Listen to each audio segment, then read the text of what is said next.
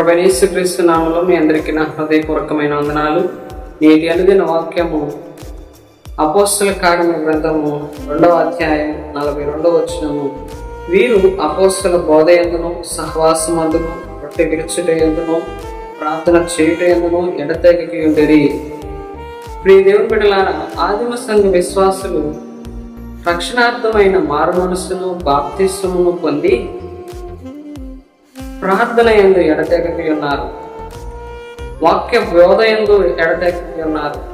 సహవాసంగా కూడుకొనుట యందు ఎడతెగక ఉన్నారు.